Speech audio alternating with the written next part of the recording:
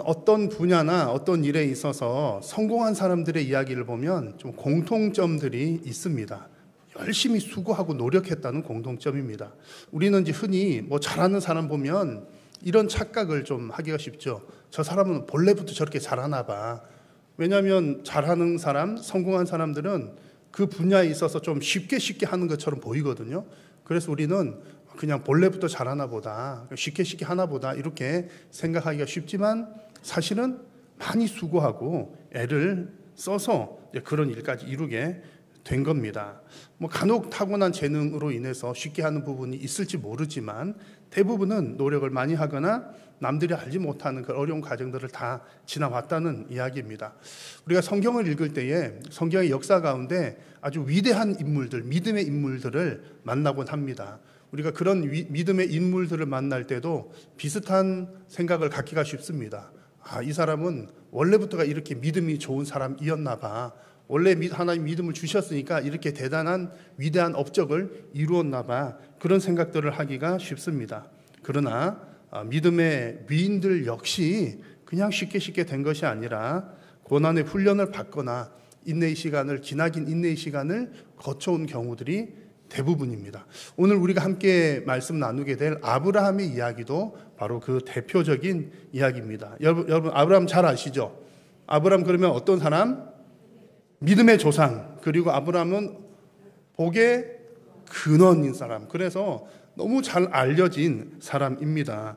그래서 언뜻 보면 오늘 이제 이 말씀도 이렇게 읽은 본문 말씀도 익숙한 말씀이잖아요. 그래서 언뜻 보면 어느 날 하나님이 저기 어디 살던 아브라함을 부르셔가지고 어마어마한 로또보다 더한 복을 확 주셔가지고 아이고 아브라함 복 받았구나 이렇게 생각하기가 쉽습니다. 근데 물론 이제 아브라함이 정말 하나님의 은혜로 어마어마한 복을 받았다는 사실은 맞는 얘기지만 그냥 가볍게 우연히 쉽게 그 복을 받거나 누린 것은 아니라는 사실을 오늘 발견할 수가 있습니다. 이제 하나하나 살펴보겠지만 이 아브라함, 그 믿음의 사람 아브라함에게도 큰 믿음의 결단이 있었고 또 아주 오랜 인내의 시간들이 있었습니다. 그래서 오늘은 이제 하나님께서 이 아브라함에게 주신 약속이 무엇이었는지들을 살펴보면서 그 약속이 이루어지기까지의 과정들을 함께 살펴보려고 합니다. 우리는 이제 빠른 결론을 원하시기 때문에 한국 사람들은 성격이 급하시잖아요. 급하셔가지고 아브라함이 복 받았다더라. 그럼 여러분 어떻게 기도하십니까? 하나님 저희가 아브라함에게 주신 복을 주십시오. 그렇게 이제 워낙 우리 급해갖고 아브라함 복 받았더라. 그럼 나도 그렇게 해주십시오. 그렇게 이제 아주 짧게 하는 경향들이 있지만 사실 이 과정에 나타나는 하나님의 마음을 이해하는 것이 정말 중요합니다. 하나님께서 어떤 마음으로 아브라함 부르시고 또 어떤 마음으로 아브라함에게 뭔가를 요구하셨는지 하나님의 마음을 이해하는 것이 중요합니다. 그래서 오늘 이 아브라함 이야기를 통해서 하나님의 마음을 이해하는 시간 될 수 있기를 바라고 또 여러분의 인생 가운데 하나님께서 약속하시고 또 여러분들에게 이루실 그 하나님을 좀 더 자세히 알아가는 시간 될 수 있기를 바랍니다. 자, 먼저 여러분 성경을 보시면 하나님께서는 사람들에게 요구하시는 게 있습니다. 성경 전반에 걸쳐서 나오는 요구, 바로 순종입니다. 순종을 요구하십니다. 태초에 아담과 하와를 만드신 이후에도 하나님께서 다 해도 괜찮지만 뭐는 하지 말라, 먹지 말라, 동산 중앙에 있는 나무의 열매는 먹지 말라, 순종을 요구하신 거죠. 그런 순종을 요구하십니다. 각 시대마다 각 사람들마다 요구하시는 것들이 있습니다. 오늘 아브라함의 이야기에서도 하나님의 그 요구가 먼저 등장합니다. 자, 유명한 말씀 1절 말씀을 같이 한번 읽어볼까요? 여호와께서 아브라함에게 이르시되 너는 너의 고향과 친척과 아버지의 집을 떠나 내가 내게 보여줄 땅으로 가라. 아멘. 하나님께서 요구하시는 장면입니다. 자, 먼저 여러분 오늘 하나님께서 누구에게 말씀하시죠? 아브람이라고 되어 있습니다. 1절에 보니까 아브람은 아브라함, 우리가 흔히 잘 부르는 아브라함의 옛날 이름입니다. 옛날 이름이 하나님께서 나중에 바꾸어 주시는데 바뀌기 전 이름이지만 오늘 제가 설교할 때는 우리 익숙한 아브라함이라고 부르는 것 여러분 이해를 해주시면 좋겠습니다. 그래서 하나님께서 지금 아브라함에게 고향과 친척과 아버지의 집을 떠나라, 내가 보여줄 땅으로 가라는 명령을 내리십니다. 자, 하나님께서 아브라함에게 이 명령을 내리실 때 아브라함이 거주했던 곳은 하란이라고 하는 곳입니다. 하란. 근데 본래 아브라함이 있었던 곳이 어디냐면, 제 지도를 보여주시면 본래 있었던 곳은 바로 갈대아 지역의 우르라고 하는 지역입니다. 이곳은 이제 지금 이라크의 남부 지방입니다. 갈대아 우르라고 하는 곳은 남부 지방이고 당시에 메소포타미아 문명권이었습니다. 하나님은 그곳에 살고 있던 아브라함을 부르셔서 너는 떠나라. 내가 너에게 보여줄 땅으로 가라. 이렇게 말씀을 하십니다. 그러고 나서 지금 오늘 본문은 아브라함이 이곳을 떠나서 하란, 지금 화살표가 보이는 하란이라고 하는 곳에 이제 머물러 있을 때의 이제 이야기입니다. 그때 하나님께서 또 아브라함에게 너는 떠나라. 내가 보여줄 땅으로 가라고 말씀하시는 장면입니다. 그러면 여러분, 아브라함이 가야 될 곳은 어디입니까?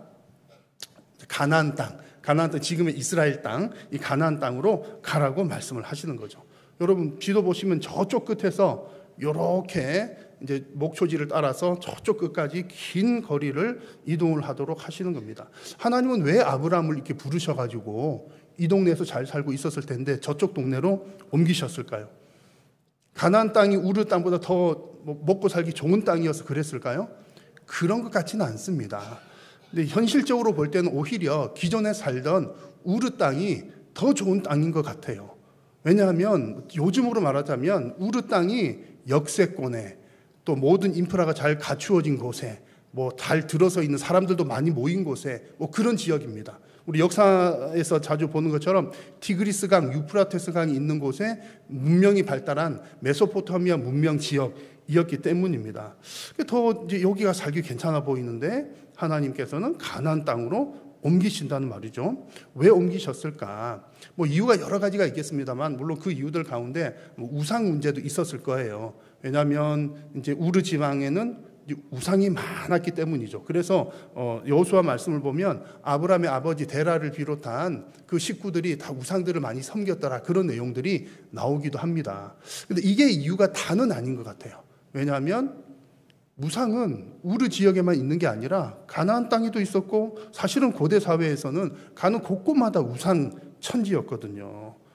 게다가 지금 아브라함이 지금 친척과 가족과 친척과 아버지 땅을 떠나는 상황이지 않습니까? 이 일이 참 어려운 일이었습니다. 왜냐하면 특히 고대 사회에서는 시족 사회 또 공동체, 가족 공동체가 대단히 큰 안전 장치였기 때문이죠. 그래서 가족 공동체를 떠난다는 것은 아주 위험한 길을 간다는 그런 뜻이었습니다. 자, 이런 상황에서 하나님께서는 아브라함에게 떠나라고 명령을 하셨는데 이 명령은 사실 대단히 큰 결단을 요구하는 명령이었다는 거죠. 대단히 큰 순종을 요구하는 장면인 겁니다.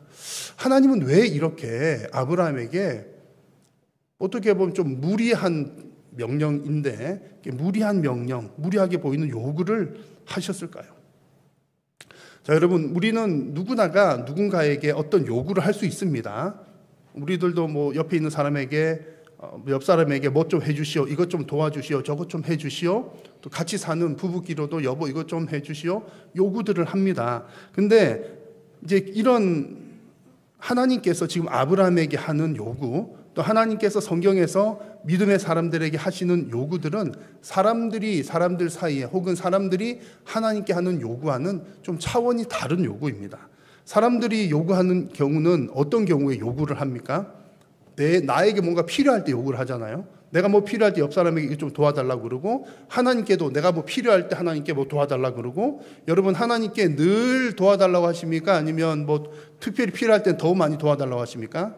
제가 딱 보면 알거든요. 평소 때는 별로 기도 안 하시다가 급한 일 생기면 막 하나님 도와주세요 막 그러다가 또 문제 해결되면 좀 느슨해졌다가 사람들이 다 그러거든요.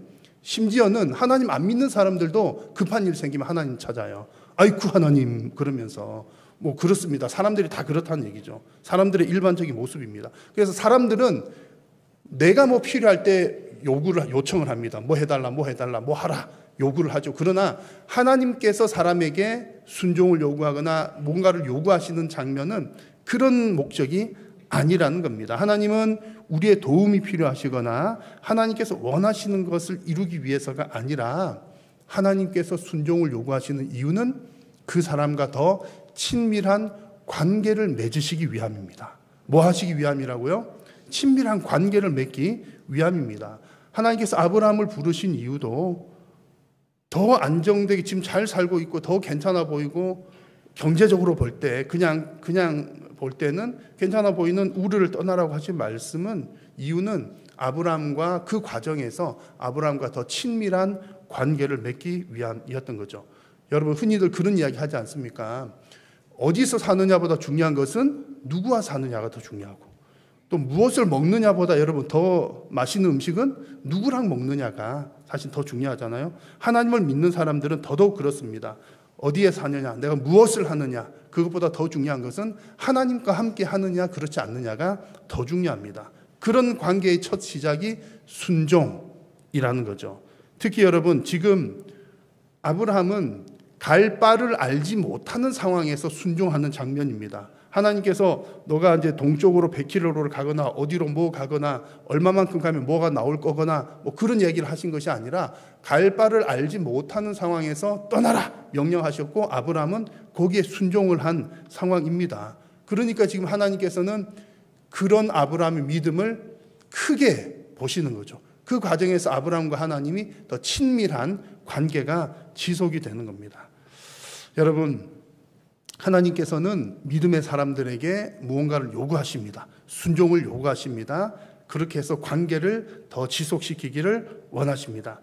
그렇다면 하나님께서 여러분들에게는 무엇을 요구하십니까? 여러분 하나님께서 여러분들에게 어떤 순종을 원하십니까?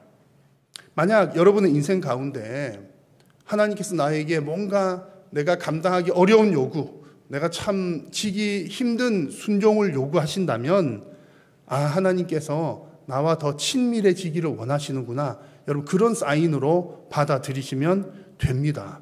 그런 여러분 하나님께서 나에게 어떤 무거운 순종을 요구하실 때는 그게 무거운 짐으로 받으실 것이 아니라 하나님과 더 친밀해질 수 있는 좋은 기회로 여기시라는 이야기입니다.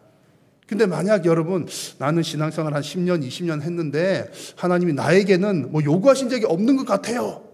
그런 분들이 혹 계신다면 여러분 죄송한 말씀이지만 반성을 좀 하셔야 되는 겁니다. 왜 하나님께서 나에게 요구하시는 게 없을까요? 이유가 몇 가지 있을 수 있는데 정말 이제 뭐 그러실 수도 있지만 하나님이 나한테 뭐 요구하신 게 없는 것 같은데 그런 경우는 대부분 이런 케이스입니다. 성경을 안 읽어봤거나 하나님을 한 말씀을 잘 안 들었거나 기도를 하지 않거나 그렇습니다. 거꾸로 말하면요 뭡니까? 내가 하나님의 기도하면서 하나님의 말씀을 보면 하나님께서 나에게 이렇게 살기를 원하시는구나 순종할 것이 반드시 보인다는 얘기입니다. 그래서 만약에 여러분 하나님께서 나한테는 별로 뭐 순종 요구하신 게 없는데 라고 하는 분들이 계신다면 하나님과 더 친밀해질 수 있도록 여러분들이 먼저 나서십시오. 하나님 말씀을 읽으시면서 기도하시면서 하나님 제가 어떤 순종하기를 원하십니까? 라고 하나님께 물으십시오. 그러면 하나님께서 그래 너가 이렇게 순종하기를 원한다. 말씀을 통해서 또 기도하는 가운데 잠잠히 우리 마음 가운데 말씀해 주실 것입니다. 그러면 하나님과 더 친밀해질 수 있는 좋은 기회를 얻게 되는 것이죠. 여러분 하나님의 요구에 절대적인 순종으로 응답하셔서 하나님과 더욱더 친밀한 관계를 맺어 나가는 우리 모든 성도님들 되시기를 축복합니다. 자, 하나님은 이렇게 아브라함을 이제 부르셔서 순종을 요구하신 이후에 여러 가지 복을 약속하십니다. 약속을 주시는데 복에 대한 약속들을 주십니다. 여러분 우리가 이제 이 두 가지를 조금 구분할 필요가 있습니다. 우리가 받은 가장 큰 복은 무슨 복입니까? 구원받은 복이잖아요. 죄 용서받고 구원받은 복입니다. 이 복은 내가 어떻게 하는 것과 전혀 상관없습니다. 내 의지와 상관없이 전적인 하나님의 은혜입니다. 내가 뭔가를 조금 더 열심히 많이 하면 하나님께서 용서를 더 많이 해주시고 좀 덜하면 용서를 덜 해주시는 게 아니라 예수님 때문에 거저 값 없이 받은 복이 구원의 복입니다. 자, 그런데 이렇게 구원을 받은 자가 하나님의 말씀에 순종을 하게 되면 하나님께서 주시는 복들이 있습니다. 이런 것을 우리가 순종해서 얻을 수 있는 복들이 있다는 거죠. 하나님께서 아브라함에게 주신 약속, 주신 복은 아브라함이 순종하여 떠났을 때에 그에게 주신 복은 크게 세 가지입니다. 땅의 약속, 땅의 복, 그 다음에 너가 이 땅을 너에게 주겠다 하셨던 땅의 복, 그 다음에 많은 자손을 주겠다고 하셨던 자손의 복, 너는 그리고 복이 될 것이라고 하는 이제 복에 대한 복, 이 약속입니다. 이게 크게 세 가지 카테고리의 복이죠. 그 중에서 땅에 관한 것은 나중에 7절 뒷부분에 나옵니다만 오늘 2절과 3절을 보시면 또 세부적으로 한 7가지 복에 대해서 쭉 얘기를 해 주십니다. 그 내용을 간략하게 보면 이런 내용입니다. 2절을 보시면 하나님께서 이제 아브라함에게 순종을 요구하시고 난 다음에 약속해 주셨던 복입니다. 내가 너로 큰 민족을 이루게 하겠다. 그리고 내게 복을 주어, 이 말은 계속해서 복을 주겠다, 그런 뜻입니다. 그리고 너의 이름을 창대하게 하겠다. 그리고 너는 복이 될지라, 너는 복이다, 이런 뜻입니다. 그리고 3절을 보시면 너를 축복하는 자에게 내가 복을 내릴 거다. 너를 저주하는 자에게는 내가 저주를 할 거다. 이 얘기는 뭐냐면 내가 너를 지켜줄 것이다, 그런 뜻입니다. 실제로 오늘 우리가 9절까지 읽었는데 그 뒤에 나오는 내용을 보면 이 아브라함이 먹을 게 없어가지고 지금 애굽 땅으로 내려가서 잠깐 거류하는 장면이 나옵니다. 그때 가가지고 무슨 일 당할까봐 자기 아내를 누이라고 속입니다. 근데 그 과정 가운데 그렇게 한 이유는 자기 자신을 또 자기 가족을 보호하기 위함이었죠. 그런데 이제 그게 하나님께서 바로의 마음 가운데 감동하시고 이렇게 막 야단을 치시면서 결국에는 하나님께서 아브라함 가족을 보호해 주시는 장면이 나옵니다. 이게 이제 결국 이 너를 축복하는 자에게 내가 복 주고 너를 저주하는 자에게 내가 저주를 내리겠다, 내가 너를 지켜주겠다라고 하는 것이 이루어지는 한 장면이었습니다. 그리고 마지막 3절 뒷부분에 보면 땅의 모든 족속이 너로 말미암아 복을 받을 거다 그랬습니다. 그래서 이제 아브라함 때문에 옆 사람들의 복을 받는다, 이런 의미도 있는데 좀 더 정확하게 보면 이런 의미입니다. 너의 씨를 통해서 모든 민족이 복을 받을 거다. 그러면 아브라함의 씨라고 하는 그 누구입니까? 예수님을 얘기하는 거예요. 예수님 얘기가 이때부터도 등장을 하는 겁니다. 너의 후손을 통해서 나올 메시아를 통해서 모든 민족이 복을 받을 거다. 예수님 때문에 모든 사람들이 구원받을 길이 열렸잖아요. 그 복을 아브라함에게 주신 겁니다. 그 내용들이 2절과 3절 내용인 거죠. 이렇게 여러분, 하나님께서 아브라함에게 여러 가지 복들을 주셨는데 이런 복들 가운데에는 아브라함에게만 주신 특별한 복도 있고요, 또 믿는 사람, 하나님의 백성들에게 공통적으로 주신 내용들도 있습니다. 성경의 다른 부분들과 한번 이렇게 비추어 보면 어떤 게 공통적으로 주어진 복이로구나 하는 것을 알 수가 있는데 몇 구절을 소개하면 이렇습니다. 신명기 28장을 보면 너 하나님 여호와의 말씀을 뭐하면? 청종하면 이 모든 복이 너에게 임할 거다 그랬습니다. 여기서 이 모든 복이라고 하는 것은 하여튼 별하별 복인 겁니다. 간단하게 말하면 육적인 복, 영적인 복, 관계의 복, 이런 것들인데 신명기 28장을 나중에 꼭 한번 읽어보십시오. 그러면 너가 순종할 때 복을 주는데 뭐 그런 거 있잖아요. 떡반죽 그릇도 복을 받고, 들어와도 복을 받고, 뭐 해도 복을 받고, 나가도 복을 받고, 잘 아시잖아요. 그런 복, 이 모든 복을 너에게 주겠다. 뭐 할 때? 청종하면. 청종이 뭐예요? 하나님 말씀을 듣고 순종하는 겁니다. 그래서 순종하는 자에게 모든 복을 주신다. 그리고 신명기 26장에 보면 순종하는 자의 이름을 높여주겠다. 이것도 지금 아브라함에게 복 주셨던 것과 똑같은 거죠. 내가 너의 이름을 뭐하게 하겠다? 창대하게 하겠다라고 하셨던 아브라함에게 주신 복과 똑같습니다. 우리들에게 주신다는 거예요. 그리고 출애굽기 23장을 보면 너가 내 모든 말대로 행하면, 순종하면 내가 너의 원수에게 원수가 되겠다. 이건 무슨 얘기입니까? 너의 원수에게 내가 원수가 되겠다. 다른 말로 쉽게 우리가 그냥 영화에서 본 거 얘기하면 너의 원수를 내가 갚아주겠다. 그런 얘기가 되는 거예요. 내가 너를 지켜주겠다는 겁니다. 아브라함에게 약속하셨던 것처럼 너를 축복한 자에게 내가 복을 내리고 너를 저주하는 자에게 내가 저주 내리겠다. 같은 맥락입니다. 그리고 스가랴 8장에서는 내가 너를 열방 중에 복이 되게 하겠다. 아브라함에게 너는 복이 될지라 하셨던 것과 같은 맥락의 말씀입니다. 그래서 하나님께서 지금 아브라함에게 주셨던 복이 여러 가지들이 있는데 우리들에게도 동일하게 적용되는 것들이 여러 가지 많이 있다는 얘기를 드리는 겁니다. 그리고 중요한 것은 이 복의 내용은 다양하지만 공통점이 있었습니다. 누구에게 이런 복을 주신다고요? 뭐 하는 자에게, 뭐 하면? 청종하면, 순종하는 자에게, 하나님의 말씀을 듣고 따르는 자에게 이런 복을 주신다라고 말씀을 하십니다. 여러분 하나님의 말씀에 순종하셔서 복 많이 받으시기 바랍니다. 근데 복 받고 싶은데 순종은 어렵습니까? 힘드십니까? 복은 받고 싶지만 순종은 어려워요. 그때 이제 하는 얘기 있잖아요. 날로 먹으려고 해서는 안 됩니다. 그래서 사실은 순종은 어떤 순종은 되게 쉬워요. 그냥 늘 이렇게 그냥 하던 게 영적인 습관이 잘 들어있는 건 쉬운데 어떤 것은 대단히 어렵습니다. 그러면 쉬운 것은 그냥 쉬운 대로 하고 어려운 것은 포기해도 될까요? 아닙니다. 순종은 어려운 것을 순종하는 게 진짜 순종입니다. 어렵지만 순종해야 된다는 거죠. 여러분 왜 어렵지만 순종해야 될까요? 이게 여러분 순종하면 복 받으니까 순종 많이 하고 어려운 거 순종하면 복을 더 많이 받을 테니까 더 순종하고 이런 차원 좀 결이 다른 얘기입니다.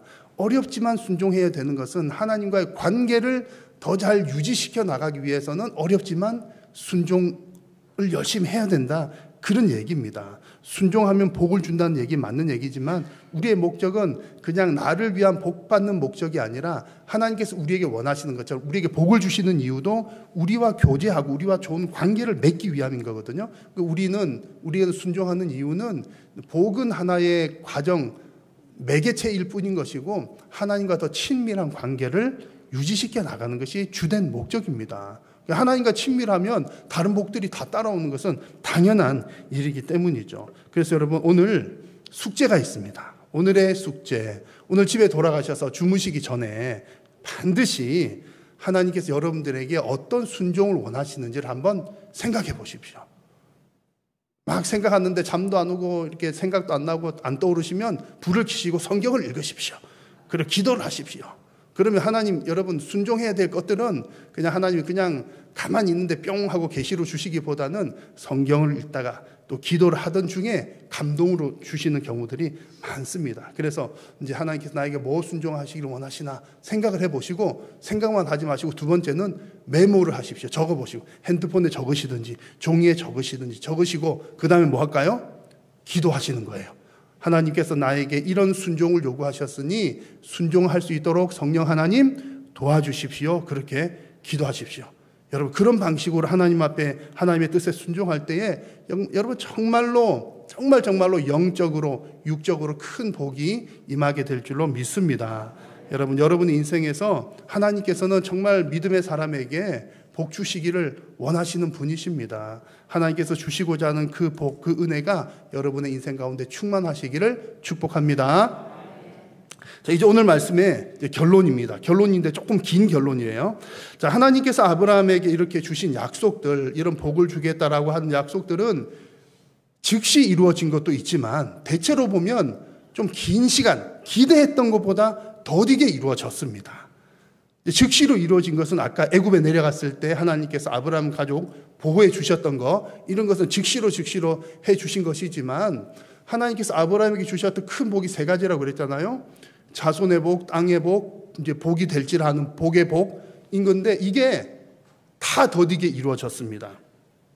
자, 먼저 한번 보실까요? 큰 민족을 이루게 하겠다라고 하는 것은 시작 자체가 아주 늦었습니다.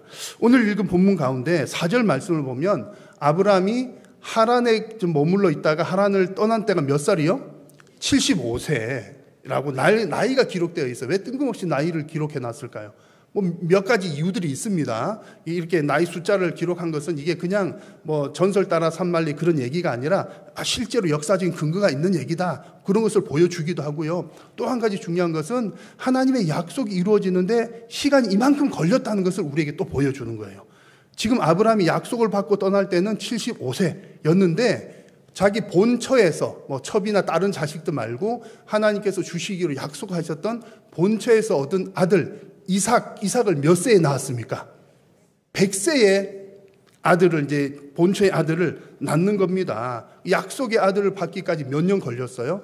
25년이 걸린 겁니다.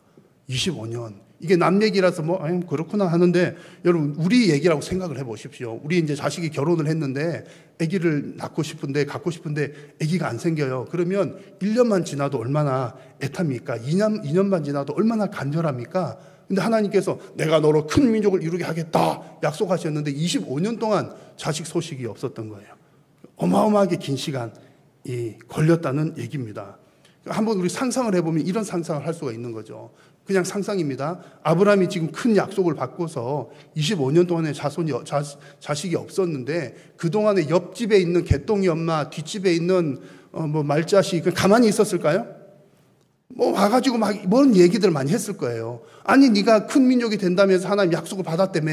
근데 지금 자식도 없이 뭐야? 하나님 뻥치신 거 아니야? 하나님 너한테 거짓말 하신 거 아니야? 하나님 너를 버리신 거 아니야? 아니면 욥한테 막 사람들이 그렇게 했던 것처럼 너가 하나님께 잘못한 거 아니야? 25년 동안 온갖 얘기들을 아마 다 들었을지도 모릅니다. 그러나 여러분 시간이 걸렸지만 결국에는 어떻게 됩니까? 결국 하나님께서 그 약속을 이루셨습니다. 여러분 이것이 우리들에게 보여주는 바가 무엇입니까? 하나님께서는 즉시로 역사하시는 경우들도 있지만 이렇게 인내로 기다려야 되는 때도 있다는 것을 보여주시는 겁니다. 자손의 약속도 이렇게 걸렸지만요, 땅에 대한 약속도 대단히 오래 걸렸습니다. 오늘 이제 7절의 말씀 보면 아브라함 이렇게 해서 나중에 이제 가나안 땅에 들어가게 됩니다. 가나안 땅 들어가가지고 이제 하나님께 제단을 쌓았어요. 하나님께서 약속을 해주신 땅이니까 제단까지 쌓았으니까 이제 뭐 하면 쉬울 것 같습니까? 그 땅 그냥 쑥 가지면 될 것 같잖아요. 근데 9절 말씀에 좀 이상한 구절이 나옵니다. 좀 어려운 부분이기도 한데 점점 어디로 갔더라? 남방으로 갔더라는 표현이 나와요. 해석이 좀 어렵긴 합니다만 이 남방으로 갔다는 남방 지역은 그 이스라엘 남쪽에 있는 네게브 사막 지역을 얘기합니다. 네게브 사막 지역. 사막은 척박한 땅이죠. 아니, 그러면 살만한 곳을 냅두고 왜 점점 남쪽으로 척박한 곳으로 갔을까를 한번 추측을 해보면 가나안 땅에 제대로 정착을 했다 못했다? 못했기 때문에 좀 밀려 나왔다는 얘기인 거죠. 가나안 땅에 원주민들이 살고 있어서 이제 그 사람들이 막 배척을 했을 수도 있고 또 이제 새로운 땅에 왔으니까 지형도 막 기후도 이제 적응을 해야 되잖아요. 그러니까는 농사 짓는 법도 모르겠고 또 어떻게 해야 될지도 모르겠고 그런 상황들이니까 그곳에 정착하기가 쉽지가 않았더라. 점점점 밀려났더라. 그래서 땅에 대한 약속도 성취되기까지가 오래 걸렸더라. 그런 얘기입니다. 그리고 세 번째로 하나님께서 아브라함에게 주셨던 약속, 너의 자손 모든 민족이 너를 통해서 복을 받겠다라고 하셨던 약속은 지금까지도 진행 중에 있습니다. 이제 너를 통해서 복을 받는다는 게 아브라함 자신을 얘기하기도 하지만 아브라함의 시인 메시아를 통해서 이루어진 일이라고 말씀드렸잖아요. 근데 아브라함 이후에 메시아가 오시기까지 몇 년 걸렸습니까? 성경 퀴즈 몇 년 걸렸을까요? 몇 년 걸렸을까요? 2000년 걸려, 2000년. 2000년이 어마어마하게 긴 시간이잖아요. 메시아가 오시기까지 2000년. 그러고서도 그게 다 끝난 게 아니라 지금도 영적인 아브라함의 자손들을 통해서 또 이제 예수님 믿는 사람 생겨나니까 그 복이 모든 민족이 복을 받을 것이다. 이 얘기는 지금도 진행 중에 있는 겁니다. 예수님 오신 지 지금 2000년 지났으니까 벌써 한 4000년 된 거잖아요. 그 수천 년 동안 이루어지고 있는 이야기인 거죠. 여러분 결론은 이것입니다. 하나님께서 주신 약속, 복에 대한 약속, 신속하게 이루어지는 경우도 있지만 오래 걸리는 경우들도 있다는 이야기입니다. 하나님께서 여러분들에게 이루어 주실 약속, 여러분들에게 주실 복도 때로는 시간이 걸릴 수 있습니다. 그래서 우리들에게 인내를 요구하시는 때가 있습니다. 그러나 분명한 것은 하나님의 그 역사가 우리 눈에는 더디게 보일지라도 반드시 이루실 줄로 믿습니다. 우리가 할 일은요, 반드시 이루신다는 사실을 믿고 하나님 말씀에 순종하면서 앞으로 나아가는 것입니다. 여러분을 향한 하나님의 약속이 성취될 때까지 순종하시면서 인내하시는 우리 모든 성도님들 되시기를 주의 이름으로 축복합니다. 기도하겠습니다. 살아계신 여호와 하나님, 오늘도 우리의 예배를 받으시고 우리에게 말씀하여 주시니 감사합니다. 하나님, 우리에게 복 주시기로 약속하시고 또 우리에게 주신 여러 가지 약속들이 더디게 이루어지는 것처럼 보일지라도 하나님께서 반드시 그 일을 이루실 줄로 믿습니다. 우리에게 순종할 수 있는 믿음 허락하여 주시고 인내할 수 있는 믿음 허락하여 주시어서 하나님께서 이루시는 일을 목도하게 하여 주시옵소서. 예수님의 이름으로 기도드립니다. 아멘.